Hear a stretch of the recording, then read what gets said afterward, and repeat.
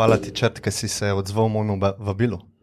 Ja, hvala za povabilo. Ja, ful me veseli, da si pripravljen. No. Ja, je bilo treba ne malo, da... Ja.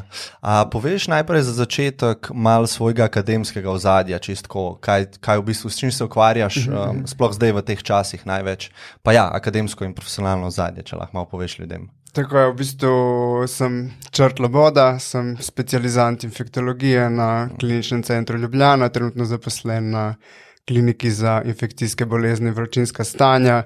Zdaj sem pa drugo leto specializacije v bistvu, tako da se ukvarjam bolj, infektologija je veda, ki se ukvarja z nalezljivimi boleznimi, predvsem so to zdaj bakterijske okužbe, virusne okužbe. S čim se pa zdaj največ ukvarjaš, kaj je tako, ko imamo tole krizo? Ja, trenutno se v bistvu sem lociran na oddelku za zdravljenje koronavirusne okužbe, tako da se predvsem s tem ukvarjamo. Ok, še enkrat hvala, ki si se odzval. Tako, jaz imam nekaj vprašanja pripravljena, ponavadi imam jaz s svojimi gosti bolj tako free, bolj odprto, ampak tukaj sem rekel, bom se res pripravil, da čim več zajemeva. Potem sva se oba pripravila. Ja, ok, super. Ker vem, da je ful neznanga trenutno, vem, da bo mogoče kakšno vprašanja bojo zahtevna za tebe za odgovor, tako da lahko tudi kaj rečeva, da ne veva, ali pa da še ni znano, lahko pa so tudi samo tvoje predvidevanja ali pa tvoje mnenje, tako kot nek small print. Zdaj, kakšna je trenutno situacija v Sloveniji? Se pravi, tole snemava 17. marca, Kakšna je trenutna situacija? Je pod kontrolo ali kaj nas v bistvu čaka v roku 2 tednov? Kaj podobnega italijanskemu scenariju? Ali... Ja, mislim, da v bistvu tega, kaj nas čaka čez 2 tedna, nobeden v bistvu niti ne ve, kaj se bo zgodilo. Ta trenutek pač je situacija še obvladljiva, ampak kako se bo pa to razvijalo, ne vemo. Zato, ker ko so sedaj oboleli, so se okužili v bistvu pred časom, pred recimo 10 do 14 dnevi. Zdaj pa ne vemo, danes nimamo točko podatka, koliko ljudi je kužnih in kako se bo bolezen razširila. Zato pa tudi te ukrepi, ki smo jih vsi deležni, v bistvu, da samoizolacija, da so zaprte šole, ukinitev javnega prometa, da se v bistvu proba, da bo situacija čim boljša. Kaj pa ta, recimo jaz sem, tako kot vsi smo valjda spremljali potek te krize, ki se je začela na Kitajskem, potem razširila po svetu. A vas je v stroki tako kot mene recimo, je ta italijanski primer ful presenetil, ful je, kako bi rekel, drugače to zgledalo, kakor je to se čutil iz Kitajske, Se pravi, po številu smrtnih žrtev, po hitrosti, a vas je v stroki tudi to kaj presenetilo ali... Za stroko težko rečem, vem pa, da mene osebno me je presenetilo, nisem pričakoval že takrat, ko so v bistvu v začetku januarja poročali iz Kitajske o nekaj primerih te nove okužbe. Vse se je začelo, če vemo, v bistvu v decembru leta 2019, da so oni opisovali neko povečano število pljučnic, najverjetneje virusnih, glede na to, kako je stvar potekala in se je potem aktivirala skupina njihova raziskovalna, da so v bistvu analizirali vzorce izdihalo teh ljudi in potem so z molekularnimi metodami v bistvu 3. januarja odkrili, da gre za nov virus, doslej nepoznan. Potem se je pa v bistvu število oseb se je počasi večalo in je nekako v bistvu tudi sledilo tem epidemičnim značilnostim, ker je pač številke se v začetku zdijo majhne, ampak gre vedno za podvojevanje in ko so številke majhne, so podvojitve majhne, potem vedno večje številke, ko so pa vedno bolj poskoči število ljudi. Ja, se tu zdi, da kar naenkrat skoči, ker je ta eksponentna rast. Zaradi tega, ja. Nekaj sem ti v bistvu izpostavil, da bi rad govoril o različnih scenarijih, Kakšen je optimističen vidik z vidika številk, lahko rečemo globalno ali pa v Sloveniji, in kakšen je tako najbolj črn tak scenarij? Ja, zdaj v bistvu, kar mi poskušamo doseči, je to, da bi zmanjšali število teh podvojitev, da bi se število okuženih podvojilo na čim več dni. Na začetku se je pri nas v bistvu število podvojevalo vsake 2 dni. V bistvu, če bi včeraj bilo 253 potrjenih primerov okužbe in če to vzameva, da se v bistvu vsakih 2 dni podvoji število okuženih, bi bilo to čez en teden 2600, čez 14 dni približno malo manj kot 30 000, čez 3 tedne pa kar 300 000, kar bi v bistvu predstavljalo za naš sistem zelo velik zalogaj in ne vem, kako bi se Od danes? Od včeraj, no, od včeraj? Če bi se vsak dan podvojilo. Aha, okay. Kakšno pa je trenutno stanje? A se podvaja? Trenutno stanje v bistvu se glede na izvide, glede na število potrjenih primerov ne zgleda, ampak se je tudi zdaj spremenil način testiranja, tako da to mogoče ni najbolj zanesljiva ocena. Včasih se je, ko smo bili še v prvi fazi okužbe, se je probalo testirati čim več ljudi, zato ker so okužbe večinoma prihajale izven Slovenije. Zdaj, ko se je pa začel virus širiti v državi, v skupnosti, pa v bistvu se ne testira več ljudi. Naprimer, če bi midva zbolela, pa bi se vedelo, da sva imela stik, se potem ne bi obeh testiralo, zato ker je, če je en pozitiven, pa da glede na tesen stik se potem lahko predvideva, da je tudi drugi pozitiven. No. Tudi če nima simptomov? Se pravi, takoj se predvideva? Ne, v primeru pojava simptomov. Ja. Kaj pa je tvoje mnenje glede tega? Danes sem videl, valjda vsi spremljamo skozi socialno mrežje, medije, ne? Kakšno je tvoje mnenje glede tega spremembe testiranja, se pravi spremembe načina testiranja, ki so se v Sloveniji lotili? Po mojem je to dobrodošlo, ne vem, poznam dosti, da tudi prijateljev, ne vem, da so bili panični, pa so se želeli testirati, v bistvu niso imeli vročine, niso imeli znakov, ki bi nakazali za to bolezen in gre v tem primeru za, ne vem, neko nepremišljeno porabljanje v bistvu denarja za vsak test po nepotrebnem.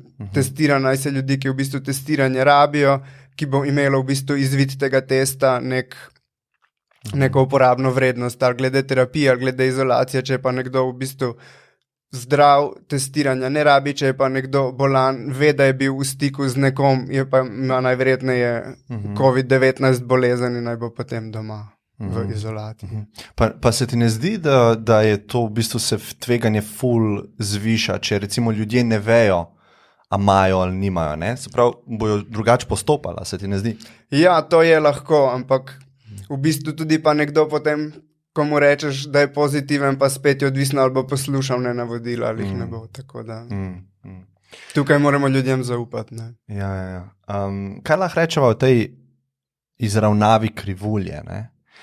Ta termin se ful je promoviral, ne? Zakaj je to pomembno, kaj to sploh je, ta koncept, ne? Če lahko malo to razložiš. Ja, to je bilo v bistvu zdaj zelo veliko se je pojavljalo v medijih zadnje dni, v bistvu, če ste videli, gre pač za dve krivulje, ena je bolj se hitro povzpenja, doseže višji vrh, se hitro konča in gre navzdol.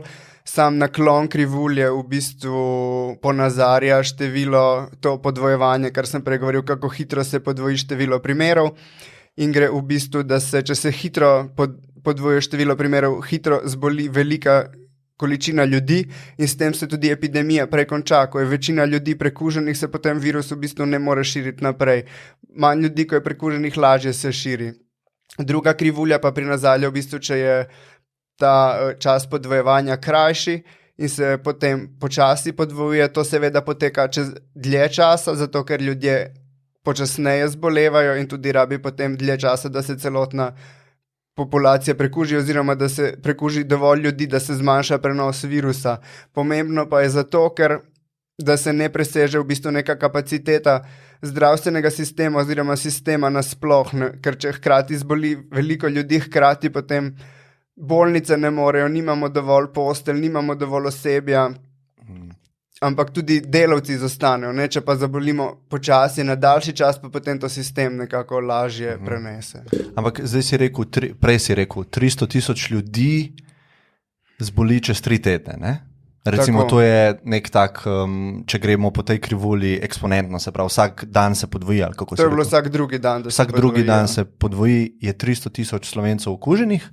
Koliko od teh rabi oskrbo? Tako, za koronavirusno bolezen 19 je značilno, da v nekje 80% poteka kot blaga bolezen, nekje 15% je takih ljudi, da se pri njih pojavi dihalna odpoved in da rabijo bolnišnico in dodatek kisika, pri nekje 5% pa je bolezen tako huda, v bistvu, da so kritično bolni in rabijo zdravljenje v enoti intenzivne terapije. In to je Se pravi, 30. Nekje 20% rabi bolnišnično zdravljenje. 20%. Se pravi, Ja. to je 10, je 30, pa pol je 45,000 ljudi. To je veliko. Ja. Ja, to je veliko, ne? Ja.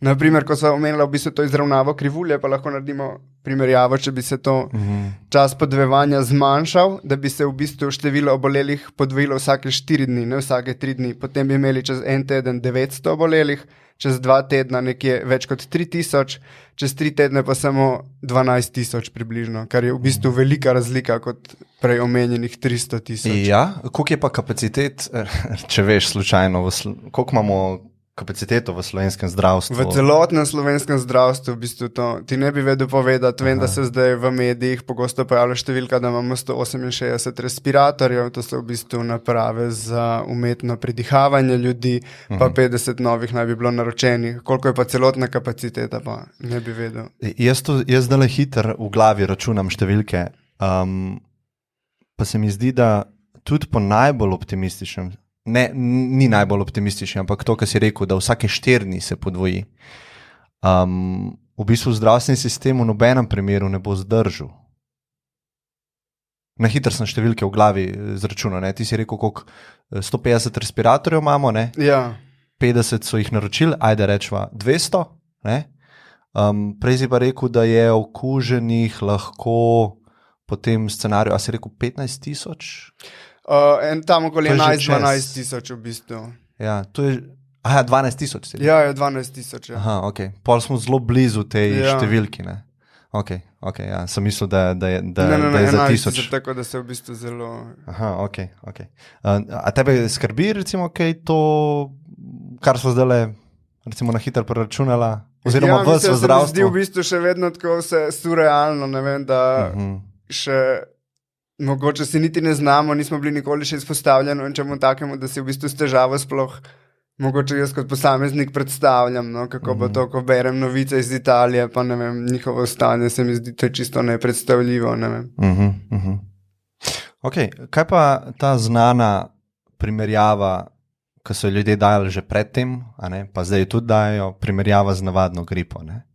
Ja, v bistvu... A lahko malo poveva o razlikah med COVID-19 pa navadno to seasonal flu, kako se reče, sezonsko gripo. Ne? Tako, sezonska gripa v bistvu. Ja. Značilno obema okužbama je v bistvu, da gre za respiratorno okužbo, da prizadene naša dihala, podoben je tudi prenos, v tem smislu, da se obe okužbi prenašata kapljično, to pomeni v bistvu iz kapljicami iz zgornjih dihal. Zdaj pa kakšne so razlike? Pri sezonski gripi je v bistvu krajši že ta čas, odkar ti prideš v stik z virusom, pa dokar zboliš. Ta čas je 2 dni pri sezonski gripi. Inkubacijska doba govoriva, ja. Pri koronavirusu je pa v bistvu ta doba daljša in je v povprečju nekje 5-6 dni, da od tega, ko smo izpostavljeni virusu, dokler zbolimo. Pri gripi je značilno tudi v bistvu, da je večina prenosov, da se zgodi v obdobju preden zbolimo, v bistvu, da širimo virus še preden se zbolimo. Za koronavirus pa v bistvu to ni značilno, naj bi se večina prenosov potekla potem, ko je človek že bolan. Seveda lahko se širi okužba že nekje 48 do 24 ur pred pojavom simptomov, ampak ni pa značilno to kot glavni prenos. Potem so različne tudi skupine, ki so najbolj ogrožene. Pri gripi letos smo videli, je veliko otrok zbolelo v Sloveniji, bilo skoraj polovica vseh obolelih otrok. Za koronavirus so tudi za gripo so zelo ogrožene nosečnice, ker imajo moteno imunost. Potem pa stare osebe in kronično bolni. Pri koronavirusni okužbi 19 pa je ta razlika, da v bistvu opažamo, da otroci niti niso tako ogroženi. Prav tako nosečnice. Pri nosečnicah v bistvu ni potek bil nič težji kot pri ostalih ljudeh. Prav tako je ena izmed razlik, da so rezervar za okužbo z gripo večinoma otroci, ki lahko samo smrkajo, se niti ne opazi, da so hudobolni, potem pa pridejo do babic in dedkov, jih objamejo, te pa lahko resno zbolijo. Pri koronavirusni okužbi pa so v bistvu opazovali, da so se otroci večinoma nalezli od odraslih in ne obratno. Ja. Zanima me predvsem ta stopnja smrtnosti, razlika med to navadno gripo pa tem novim koronavirusom, pa mogoče tudi način prenosa, ne? Se pravi, koliko je dejansko nalezljivo, ker nekaj sem slišal, da je bolj nalezljivo, ne? Če lahko to malo pokomentiramo. Ja, lahko v bistvu. Pa pol tudi zaračunava mogoče kakšen scenarij. Smrtnost pri navadni sezonski gripi je ocenjena tam na 0,1%, recimo tej sezonski, ko pride vsako leto. Lahko je, naprimer, pri španski gripi je bila to višja, tam 2%. Za koronavirus je pa zdaj ocenjena smrtnost na tam nekje 3 do 4%. Ampak to v bistvu zdaj se ocenjuje kot nekakva surova smrtnost za koronavirus, zato ker ga ne poznamo dovolj dolgo, da bi točno vedeli. Mi zdaj v bistvu računamo, kakšna je smrtnost koronavirusa izmed vseh prepoznanih primerov. Ne vemo pa v bistvu, koliko okužb dejansko je, zato ker ni bila testirana celotna populacija. Ne vemo, koliko ljudi je v bistvu dejansko okuženih, pa brez nobenega simptoma, ali mogoče samo smrkajo, pa zato niso šli k zdravniku in niso testirani. Tako da se v bistvu napoveduje, da je ta številka precenjena in bo v bistvu z leti, če se bo okužba obdržala in se ponavljala, da se bo izkazalo, da je sama smrtnost zaradi koronavirusa nižja. Kaj pa je tvoje mnenje glede tega, kakšnem rangu lahko rečeva, da je smrtnost? Ja, če rečeva v bistvu, da je največ 3-4% v bistvu nezgrešiva, zato ker to zajameva nekako zgornjo mejo, najverjetneje je pa nižja. Zanimivo je tudi to v bistvu, da se je izkazalo, da je smrtnost pri koronavirusu različna med moškimi in ženskami. Zdaj, kaj je točno vzrok tega, ne, da so imeli moški skoraj še enkrat večjo smrtnost v epidemiološki raziskavi, ki so jo objavili Kitajci, je bilo skoraj 3/4 v bistvu umrlih moških. Ne, tako da. Kako pa komentiraš recimo podatke iz Južne Koreje, ne? Ker zdaj tako, kakšna je bila situacija tam z vidika testiranja, ne? Vem, da so oni te drive-thru testiranja uporabljali, ne? In imajo nekako največji vzorc imeli glede na populacijo, ne? Največ ljudi se je per capita testirali tam, ne? Oni so imeli, valjda so tukaj še drugi vplivi, ne? Ampak oni so imeli smrtnost, mislim, da 0,6%, ne, za koronavirus. A bi ti rekel, da je, ker recimo po logiki, jaz razmišljam, ne, da je mogoče to največja možna, ne? Ker imamo primer, ki je države, ki je največ testirala in oni so imeli 0,6. Se pravi, verjetno še nižja bila, ne? Ker se čisto vsi niso testirali. Ne? Kako ti gledaš na to? Ja, v bistvu vedno, ko govorimo o smrtnosti, se moramo vprašati, kaj vpliva na smrtnost nekega virusa. Ker tudi smrtnost nekega virusa v Sloveniji ne bo ista kot, ne vem, smrtnost v Italiji ali pa v Združenih državah Amerike. Na smrtnost samega virusa v bistvu vpliva populacija, v kateri virus širi, to je povprečna starost, naprimer, če je virus, ki prizadene bolj stare ljudi, če bo populacija starejša, bo bolj prizadeta. Vplivajo tudi pridružene bolezni, če so, ne vem, to bolj zdravi ljudje, če so to zdravi ljudje starejši. Vpliva sama dostopnost zdravstvenega sistema, če imajo ljudje hiter dostop do zdravstvenega sistema, bo smrtnost seveda nižja, kot bi bila, če nimajo dostopnega zdravstvenega sistema. Vpliva pa tudi sama kvaliteta zdravstvenih storitev, tako da v bistvu ni, da bi bila smrtnost ena sama, ampak je na njo vpliva veliko stvari. Ampak če rečeva, prej si rekel, 300,000 ljudi je okuženih, ne? Zdaj ne veva, je to optimistično, je to pesimistično, ampak ajde, 300,000 Slovencev čez 3 tedne je okuženih. Če je smrtnost 10%, je to 30,000, če je 5%, je 15,000, ne? Če dava še manj, je možno 10,000 ljudi umre čez 3 tedne. Ja, to so zelo črnoglede novice, no? Kako bi pač... Bi rekel, da je ful pesimističen. To je pesimističen scenarij, ja. To je v bistvu, ker podvojevanje, to sva gledala, se v bistvu v sami epidemična krivulja, ko poteka, v bistvu ni cel čas krivulja eksponentna, ampak se potem na določeni točki se zmanjša, to ker je večje število prekuženih ljudi kroži v populaciji in potem ni v bistvu o tem, koliko ljudi bo posamezen virus okužil, ponavadi označujemo z bazalnim reproduktivnim številom. To je, ne vem, število, koliko oseb ena obolela oseba okuži. Za navadno gripo, kot si prej spraševal, v bistvu to številka nekje med 1 pa 2, bolj proti 1, recimo 1,2, 1,3. Za SARS epidemijo, ki je potekala leta 2002, je bila ta številka okoli 2. Zdaj pa za epidemijo COVID-19 pa se ocenjuje v bistvu, da je ta številka med 3 in 4, kar pomeni, da bi vsaka oseba okužila v povprečju 4 ostale osebe. Ne? Ampak, ko je že toliko oseb prekuženih, ne vem, potem, ko se doseže določen procent populacije, potem ne more več okužiti 4 oseb, zato ker so že prekužene in se potem v bistvu zmanjša ta. Ja, kaj pa če, ne vem, če je tudi to tvoje področje, kaj pa mutacija tega virusa? Se pravi, recimo, da se prekužim, ne? In si rekel, naslednji val imam manjšo šanso, da zbolim, ne? Kaj pa če virus zmutira, ne? A se lahko tudi spremeni smrtnost in ta stopnja, koliko je nalezljivo? Vse se lahko spremeni v bistvu. Vse se lahko spremeni in virus je v bistvu tak, da stalno mutira. Ponavadi, kar vidimo, je pa v bistvu, da z potekom dlje časa, kot traja, da pade smrtnost, zato ker tudi virus v bistvu ni živa stvar, virus zato, da obstaja in da se razmnožuje, rabi naše telo, rabi naše celice, v bistvu, da jih ugrabi in se v njih replicira. In če je virus preveč virulenten in nas ubije, ko nas ubije, tudi virusa samega ni več. Tako da je v bistvu nekako evolucijska tendenca, da se bolj ohranijo variante virusa, ki so manj smrtne in v bistvu za virus je najbolj ugodno, da povzroča neko draženje v žrelu zgornjih dihalih, da mi čim več kašljamo in ga širimo naprej. Če pride pa povzroči smrt v 2 dneh, ni nič naredil, v bistvu. Svojega evolucijskega. To je tisto, kako se reče, silver lining v teh full smrtnih virusih, je to ena dobra stvar, da je manj nalezljiv, ne? Tako. Zanimiv, ne? Kaj pa primerjava z tisto slavno gripo leta 1918, mislim, da je bila španska gripa, ja. Primerjava z njo, smrtnostjo pa z nalezljivostjo. Okay, veš, Ja, smrtnost sem prebral, da naj bi bila tam v bistvu nekje 2% ljudi naj bi umrlo.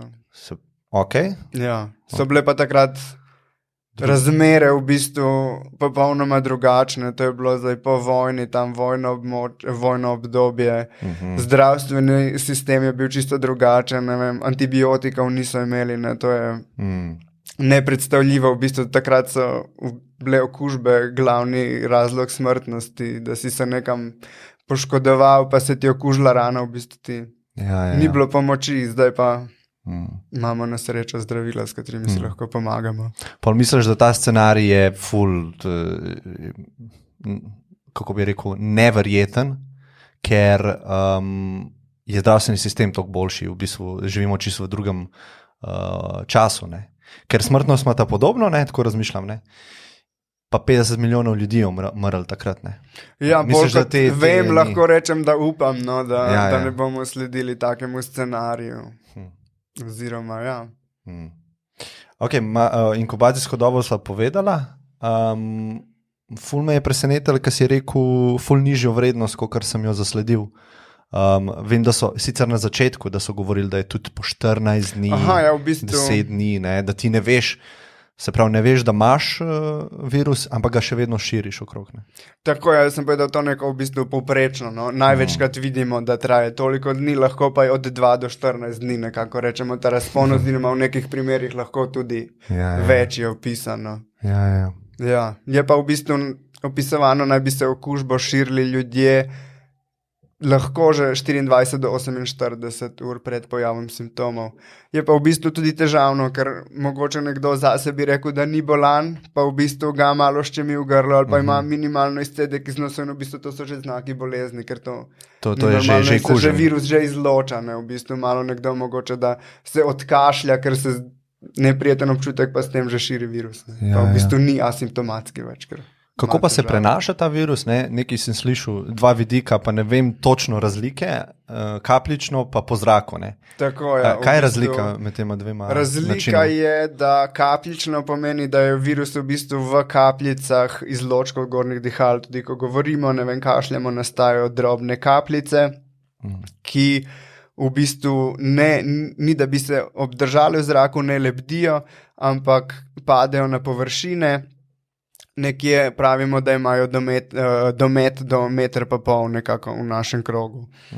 Pri zračnem prenosu, to je pa aerogen prenos, gre pa za to, da v bistvu, da so delci virusa tvorijo zelo take majhne delce in potem krožijo po zraku in se lahko v bistvu obdržijo tudi 4 ure v zraku. To je naprimer za ošpice značilno, pa za norice. Pri ošpicah, naprimer, prej, ko sva govorila o tem bazalnem reproduktivnem številu, koliko ljudi okuži ena oseba, je pri ošpicah ta številka 18, ne, naprimer. Tako da seveda naivni populaciji, ki ni cepljena oziroma bila v stiku, tako da je zato veliko bolj kužno, ne, kot... Se pravi, po zraku pomeni tudi, jaz grem recimo v dvigalo in 4 ure v tem dvigalu je pač zrak kužen. Ne? Tako, ja, tako nekako. Mi v bistvu, če pregledujemo nekoga z sumom na ošpice, potem 4 ure treba zračiti. No, na kakšen način se pa ta virus prenaša? Ja, ta virus pa, kot sem že rekel, je v bistvu glavni način prenosa je kapljični, s kapljicami, ki se širijo bodisi pri govoru, bodisi pri kašlju, kihanju, v bistvu izdraženjem z izločki zgornjih dihal. Pomembno je to, da povemo v bistvu, če jaz zakašljam, pa v bistvu izločim, pa v bistvu ga ne izločim na nobenega, ampak ga izločim na neko površino, lahko v bistvu potem nekdo pride za mano in ga s kontaktnim prenosom potem rečemo v bistvu, ko ga z, naprimer, roko pobere iz površine in se potem dotakne obraza, ust, nosu ali pa oči prenese na sebe in se s tem okuži, ne. To je v bistvu tudi, zato je pomembno poudarjati, dajmo si umivati roke. Pomembno je, ne vem, da se na javnih prostorih, da se razkužujejo površine. Da no, to sem pa naslednja stvar, ki sem jo hotel govoriti, je, koliko dolgo živi na površini ta virus. Ne? Pa predvsem me zanima, ker veliko ljudi hodi v trgovino zdaj. Ne? Celo gužve so bile, recimo v petek. Ne? Izdelki imajo neko površino, ne, ljudje jih primajo, dajo nazaj, ne, zelenjava tudi. Ne. Kako je v bistvu s tem? Ne? Ja, tako v bistvu zdaj Svetovna zdravstvena organizacija je izdala, da se pač natančnih podatkov, koliko časa virus preživi na površinah nimajo.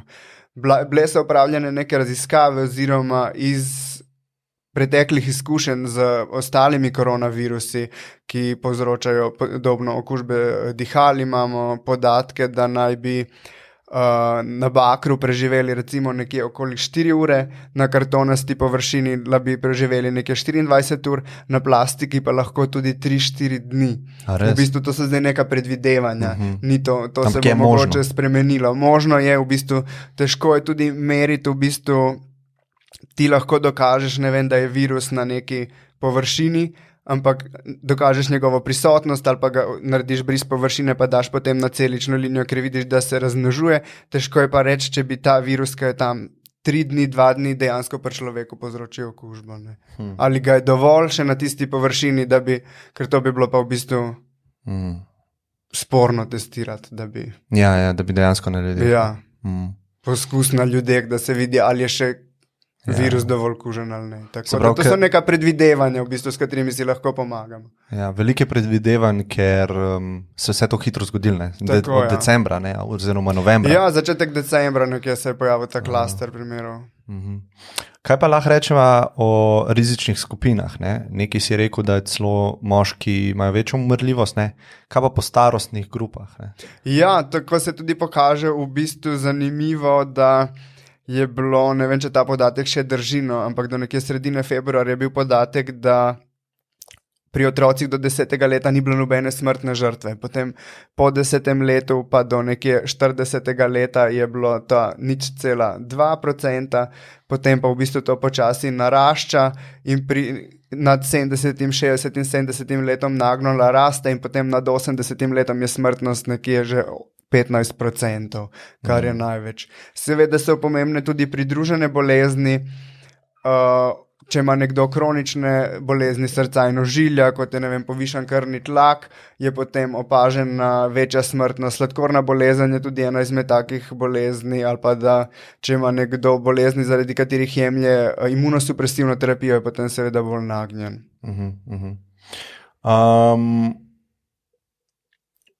To sva povedala, glede nalezljivosti.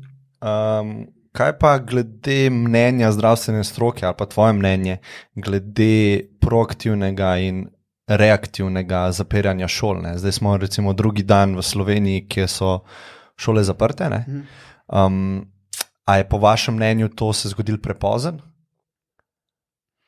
Ja, ne vem, moje mnenje je tukaj to, da se mi zdi, da smo relativno hitro reagirali, predvsem v primerjavi z Italijo, ker se mi zdi, da se pri njih ni zgodilo tako hitro. Res je, da pri nas so bliže primeri v bistvu na določenih šolah, preden se je zaprlo, ampak so bili takrat še primeri v bistvu, da ni prišlo predtem do širjenja iz skupnosti, ampak da so bili to večinoma primeri vneseni iz tujine.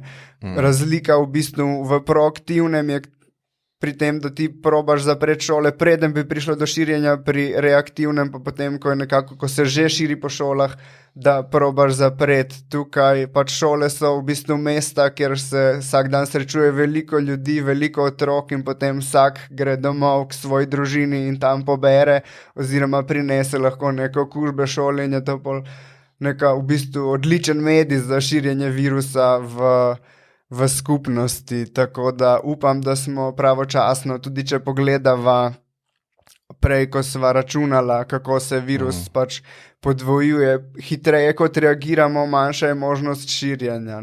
Že sploh, če vemo, da se v bistvu, da je inkubacijska doba do 14 dni, kar pomeni, da v bistvu lahko mi smo se pred 14 dnevi oziroma recimo pred 5 dnevi okužili, pa bomo še 5 dni brez težav, pa bomo lahko virus že širili. Aha, se pravi, sigurno se bo od včeraj čez 14 dni videlo, kje smo v bistvu. Tako, mi moramo zdaj v bistvu počakati, da vidimo, ker tako, kar je bilo v bistvu na današnjo situacijo, oziroma kaj bo jutri, nimamo vpliva, ker to je bilo že toliko časa nazaj. Lahko pa vplivamo, na situacijo čez en teden in da vidimo.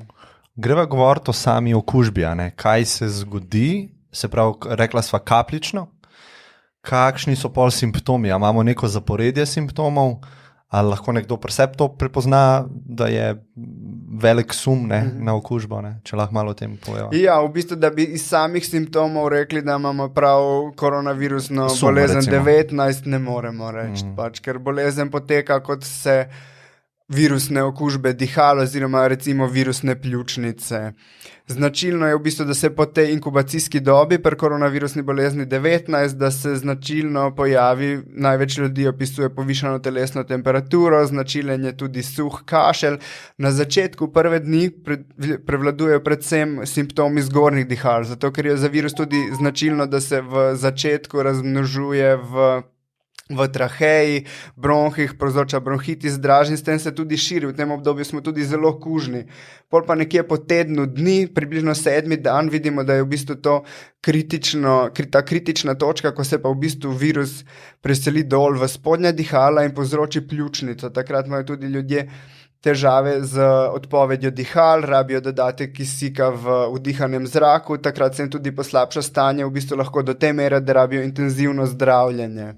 Tako da nekako rečemo, da ima ta okužba dve fazi. Prvo bolj s težavami zgornjih dihal, potem pa v drugi fazi, v drugem tednu težave spodnjih dihal. Drugače ljudje lahko opisujejo tudi v manjšem primeru, recimo tam nekje 10 do 20% po določenih študijah, da imajo težave z zaprtim nosom, nekje 10%, da opazijo neprijeten občutek v žrelu. Nekateri imajo tudi opisujejo prebavne težave, v bistvu 10% ima lahko diarejo, bruhanje, nekateri opisujejo glavobole. Spremenjen občutek za vonj, pa za okus hrane, tako da. Kaj pa se zgodi, ko je recimo nekdo pozitiven na testu, Kako ga obravnavajo trenutno v Sloveniji? Kaj se zgodi? Zdaj je v bistvu ko je nekdo pozitiven na testu, oziroma že ko ga testiramo, moramo oceniti, ali ta oseba rabi bolnišnično, ali rabi zdravljenje v bolnišnici, ali gre ta oseba lahko domov. Pač moramo oceniti težo bolezni, kako je oseba prizadeta. Ne vem, gledamo, v bistvu pravimo laboratorijske teste in potem lahko tam iz tega sklepamo, pregledamo osebo, pogledamo, kako diha, ali je mogoče dihanje pospešeno, ali je zasičenost krvi s kisikom zadostna. Probamo nekako v bistvu vseh teh parametrov oceniti, kakšen bo potek, glede na starost tudi, ko sem že rekla, prej so v bistvu ostarele osebe s pridruženimi boleznimi bolj nagnjene k težjemu poteku. Lahko nekdo mlad v bistvu preboli okužbo, pa sploh ne bo vedel, tako da to so vse nekakšni parametri, s katerimi si pomagamo pri temu in seveda tudi sledimo bolnikom, pravimo, da smo jim na voljo, imajo telefonsko številko, kamor lahko pokličejo, v bistvu, če se jim stanje poslabša, da potem se pogovorimo z njimi, povejo, kaj je slabše in potem po potrebi tudi pridejo na kontrolo, da se oceni, kako je to poslabšanje. In nobenih zdravil nič ne dobijo. Recimo tak primer, ki nima težkih, kako bi rekel, simptomov ali pa težav, ne? Ne, v bistvu svetujemo zdravljenje simptomatsko, pomagajo si z tableti proti povišani telesni temperaturi oziroma proti bolečinam. Tako. Kaj pa pol tisti drugi, ki imajo težave, recimo težave z dihanjem, pridajo, so hospitalizirani, a jim kakšna zdravila dajo? Ja, tako v bistvu, da bi imeli dokaz, da kakršnokoli zdravilo pomaga pri koronavirusni bolezni 19, nimamo v bistvu. Se pa v bistvu uporabljajo določene eksperimentalne terapije, ki so glede na izkušnje s preteklimi koronavirusi, kot so SARS in MERS, ter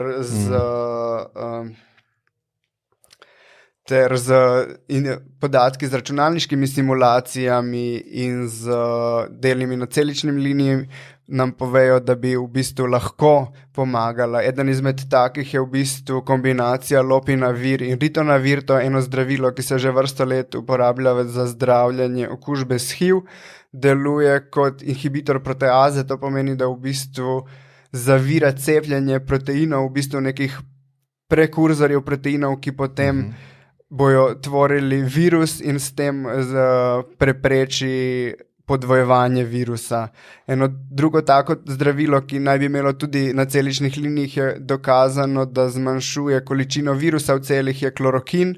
To je v bistvu v osnovi antimalarik, uporablja se pa veliko tudi v revmatologiji kot imunosupresivno zdravilo. Tako da te dve zdravili tudi mi v bistvu dajemo eksperimentalno tukaj pri osebah, pri katerih ocenimo, da v bistvu so zelo ogrožene za hitro poslabšanje stanja in da bi jim pomagalo oziroma da bi to mogoče preprečilo. Seveda pa ni nobenih dokazov zaenkrat, potrebne so študije, da pokažejo. Za osebe, ki so pa hudo prizadete, pa v bistvu je terapija remdesivir, to je pa tudi eksperimentalno zdravilo, ki ga je eno podjetje razvilo za zdravljenje ebole. Gre za nukleotidni analog, v bistvu analog adenozina, to je eden izmed teh 4 baz, ki tvorijo genetski material in vpliva na RNA polimerazo, v bistvu, ko se podvojuje dedni material od tega virusa, da potem povzroča tam, da nastajajo napake. Tako to zdravilo v bistvu niti ni v komercialni rabi in ga je mogoče dobiti samo za sočutno rabo. To pomeni, da se direktno za določenega pacienta naslovi na prošnjo na proizvajalca in ti oni potem se odločijo, ali ti odobrijo ali ti ne odobrijo. Imamo v bistvu zdaj to že za enega pacienta v Sloveniji odobreno to zdravilo. Ni pa še dobil. Je na poti zdravilo. Zdravilo, to pa ne vem, no, vem, da imamo odobreno, se mi zdi, da že ne vem tega pa res v bistvu. Ne vem.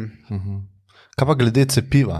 Ja, glede cepiva je pa ta trenutek v bistvu nimamo cepiva. Seveda pa potekajo študije. Nekje sem pogledal literaturo, pa se mi zdi, da tam nekje čez 30-34, če se ne motim, nekih kandidatov cepiva, ki se razvijajo. Kaj nam tukaj pomaga, je v bistvu to, da sta 2 koronavirusa, ki sem jih že prej omenil, SARS pa MERS, že v preteklosti povzročila okužbe in že takrat so začeli razvijati cepiva proti tem koronavirusom, ampak so se te epidemije pol nekako končale, tako da so opustili ta razvoj. V bistvu ni bilo potrebe, zato ker epidemija SARS-a se je končala, ni bilo potem več primerov, niso razvijali. A lahko tukaj se malo stavlja, sorry, kaj te prekinjam. Kako se ustavi recimo taka epidemija? Ker če ima kako si rekel, količnik ali način nalezljivosti več kot 1, ne? Ja. Kako sploh ustaviš takšno stvar? Z ukrepi, naprimer, popolno zalitijo. Tam je bilo dosti manj teh primerov, ni bilo na tako veliko. Pač manj kot je primerov, lažje tiče. Zato smo mi tudi testirali veliko ljudi v prvi fazi, ker smo hoteli preprečiti epidemijo v Sloveniji, da bi vsakega, ki je imel okužbo, bi ga zaprli. V bistvu stiki bi bili z njimi vsi v osebni varovalni opremi, tako da naj ne bi bilo možnosti prenosa. V bistvu manj kot je primerov, lažje to narediš. Okay. Ampak kako pa čist izkoreniniš tako bolezen, ne? Ja, v bistvu izkoreninjene so bile črne koze in to je bilo doseženo s cepljenjem. Ne, v bistvu. S cepljenjem kaj narediš v bistvu enako stvar, kot bi se zgodila, ko bi se prekužila dovolj velika, zato ker izzoveš ti v bistvu imunski odziv, ljudje so imuni, se ne okužijo in potem virus se neha širiti. V bistvu... Ja, ampak kako pa pri SARS-u, recimo, da se je kar nehal, ne? Ker vsi nismo bili okuženi? Tako, bili so ukrepi zadostni, da se je nehalo širjenje. Ta izolacija oziroma vse so imeli, da so preprečili širjenje. A pa je dejansko možno, da noben na svetu nima SARS-a zdaj? Ja. Res? Aha. Zanimivo. Ja. A misliš, da je kaj tazga realnega za ta COVID-19? Aha, da bi to pa v bistvu se ne ve, to veliko ljudi zanima v bistvu. Zdaj to je debata, ali bo epidemija prišla, pa se bomo prekužili, pa bo virus izginil, ali bo zdaj ta virus mogoče kot naslednja gripa, da se bo sezonsko pojavljal vsako zimo, skupaj ne samo gripa, ampak da se bo zdaj še koronavirus.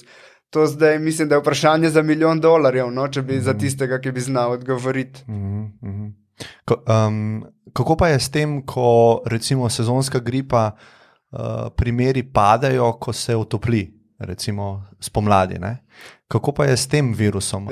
Lahko pričakujemo, recimo, če se utopli, da bo manj primerov, da se bomo lažje spopadali s to krizo?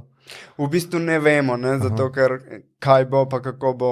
Lahko rečemo, da če bo više temperature, se bomo ljudje manj zadrževali v zaprtih prostorih, več bomo zunaj, tudi virus sam, prej, ko sva govorila o površinah, naprimer na določenih površin je tudi odvisen od zunanjih vplivov okolja. Pri nižjih temperaturah je dlje obstojen kot hladilnik, ne, so stvari bolj obstojne. Pri višjih temperaturah prej upade. Tudi izpostavljeno sončnim žarkom, ki vsebuje UV svetlobo, vpliva na sam virus in potem lahko razpade. Tako da to mislim, da bomo videli, no, kaj nam bo to poletje prineslo. Mislim, da so velika upanja, da se bo končalo to pred poletjem in da si to vsi želimo. Ko smo že glih tukaj, ne, se bo vrnili na cepivo.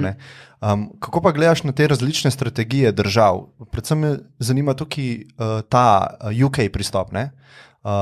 Pristop iz Anglije, kjer so rekli, ne bomo vsi v karanteni, se pravi, samo rizične skupine bojo v karanteni, plus te, ki skrbijo za rizične skupine. Vsi ostali, mladi, zdravi posamezniki pa bodo normalno živeli in s tem je nekakšna strategija, da se vzpostavi, da se prekužijo. Kakšno je tvoje mnenje glede tega? Ne? Ja, ne vem, moje mnenje sam verjetno ne bi bil najbolj navdušen, če bi se le dalo, bi se izognil okužbi.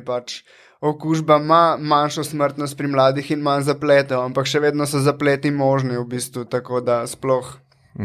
Ampak recimo na dolgi rok, če ne rečeva na ravni posameznika, ampak rečeva na ravni družbe, kaj je boljše? Ne? Ja, to je pa v bistvu, če so se določeni pripravljeni žrtvovati, je to ugodno, ne, da se doseže ta in se s tem zaščiti starejše prebivalce. Najboljše bi bilo, tako kot smo rekli, ne vem, da ni nobene smrtnosti do zdaj bilo pod 10 letom. Če bi vedeli, da to res drži, ne bi vse otroke izpostavili temu. Če bi vedeli, tega ne vemo, tako da je to. Okay, lahko se vrnemo nazaj k cepivu. Rekel si, da je 34 kandidatov. Tako, ja, v bistvu... Kakšno časovnico ponavadi lahko pričakujemo? Svetovna zdravstvena organizacija je rekla, da tako nekje prej kot v 18 mesecih najverjetneje ne bo cepiva.